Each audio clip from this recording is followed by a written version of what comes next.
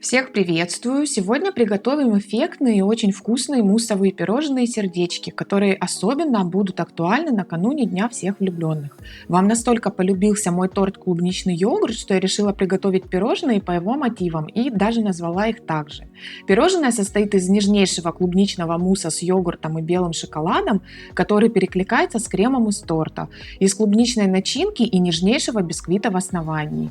И несмотря на большое количество действий, рецепт на самом деле проще, чем может показаться на первый взгляд. Приготовление начнем с клубничной начинки, и для нее нам понадобится клубничное пюре, сахар, желатин и вода. И в первую очередь нам необходимо замочить желатин в холодной воде и отставить его для набухания. А в это время соединить пюре с сахаром и хорошо его нагреть до первых признаков кипения и до полного растворения сахара.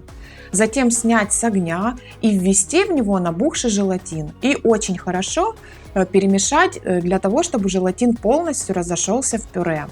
Клубничное пюре для этой начинки можно использовать готовое, а можно приготовить самостоятельно из замороженной клубники или из свежей. Для этого ее просто необходимо пробить блендером. Когда желатин полностью разошелся в пюре, выливаем его в подготовленное кольцо диаметром 18 см, дно кольца затянуто плотно пищевой пленкой, и убираем его в морозилку на пару часов. И пока конфи застывает, приготовим бисквит. Для него нам понадобятся яйца, сахар, мука и сливочное масло. И на первом этапе необходимо взбить яйца до состояния пены. Пузырьки на поверхности должны стать мелкими и однородными. И на этом этапе, не прекращая взбивания, начинаем вводить постепенно сахар. Когда весь сахар будет введен, скорость миксера увеличиваем и продолжаем взбивать массу до ее сильного увеличения в объеме, посветления и пышности.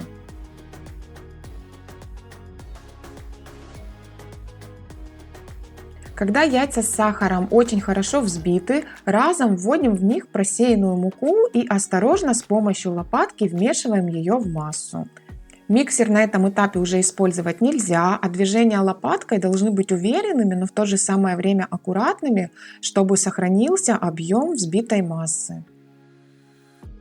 И после того, как мука вмешана, необходимо растопить сливочное масло и от общего объема теста переложить пару столовых ложек в сливочное масло и хорошо перемешать. При этом сливочное масло не должно быть горячим.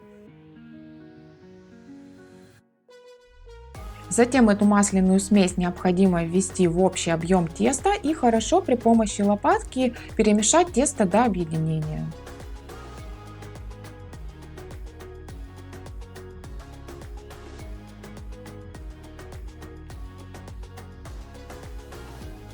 И затем распределить готовое тесто равномерным слоем на поверхности для выпечки.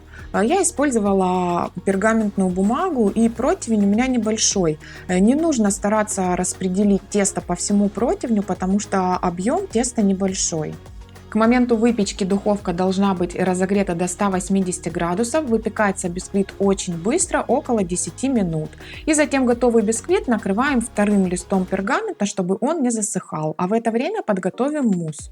Как я говорила в самом начале, мусс будет йогуртовым с добавлением белого шоколада. И в первую очередь необходимо замочить желатин в холодной воде и отставить его для набухания. А тем временем нужно нагреть клубничное пюре вместе с сахаром до полного растворения сахара и чтобы клубничное пюре стало горячим.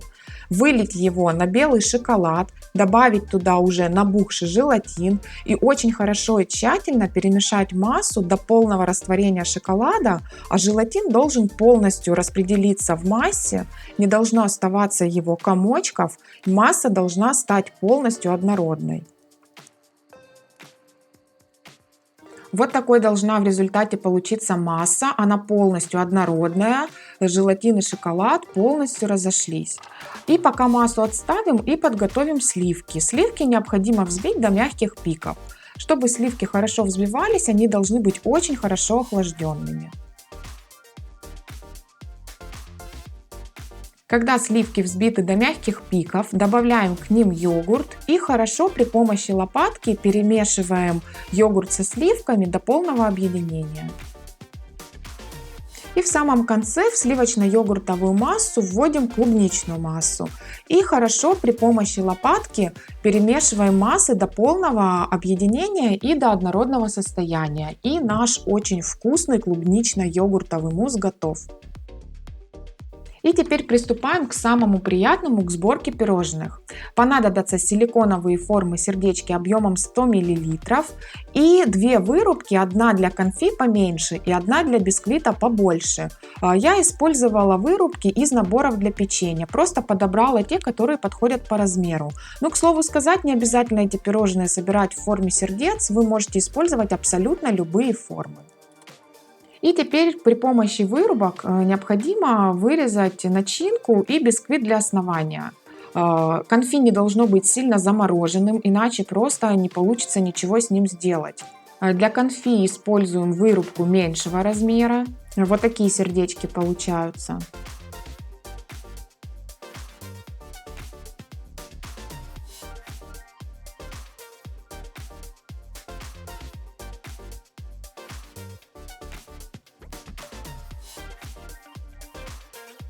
Для бисквита используем вырубки большего размера.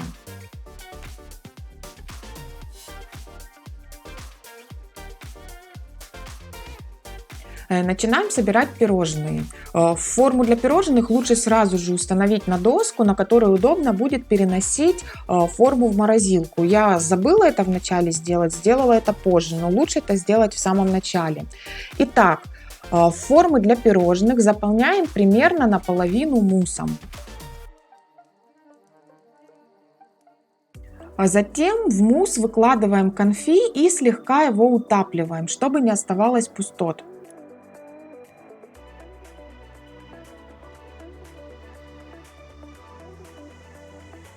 И затем покрываем конфи оставшимся муссом, не доходя до края формы, буквально полсантиметра, оставляем этот запас для бисквитной основы.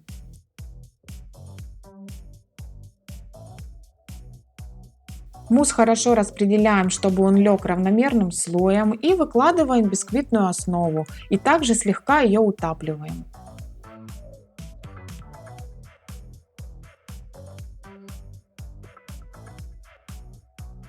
Когда пирожные собраны, накрываем форму пищевой пленкой и убираем в морозилку до полного застывания пирожных на 6-8 часов.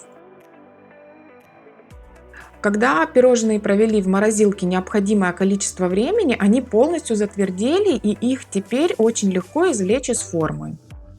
Быстро достаем все пирожные из форм, и что с ними можно сделать дальше? Их можно покрыть зеркальной глазурью, можно завелюрить, можно покрыть шоколадом, и даже можно оставить в таком виде, они выглядят очень даже элегантно. Я пирожные покрывала зеркальной глазурью, и чтобы этот рецепт сильно не удлинять по времени, рецепт зеркальной глазури я вынесла отдельно, и он выйдет в ближайшее время на канале. Зеркальную глазурь необходимо готовить накануне, для того, чтобы она успела охладиться и стабилизироваться в холодильнике. Покрывать зеркальной глазурью десерты нужно сразу же, как только достали их из морозилки. Недопустимо появление даже малейшего конденсата, иначе глазурь попросту полностью стечет с десерта. И после того, как пирожные покрыты зеркальной глазурью, даем им немного постоять, чтобы излишки глазури стекли. И аккуратно при помощи двух палеток или шпателей переносим пирожные на подложку или на тарелку. И размораживать такие пирожные необходимо в холодильнике. Понадобится для этого несколько часов.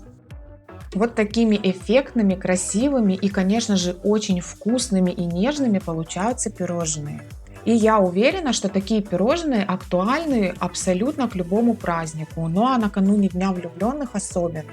Поэтому обязательно готовьте такие пирожные, порадуйте своих близких, родных, любимых и обязательно делитесь впечатлениями в комментариях. До новых встреч!